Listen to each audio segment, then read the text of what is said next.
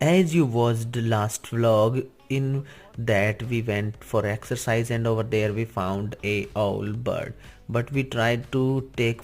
their photos but they flown away. We take our bag and camera along with us and we wanted to take a few photos and videos of those birds, but we set up the camera and waited for an hour and we were not able to take photos because the bird didn't came back. After that we see a seven sister sparrow that was some kind of injured and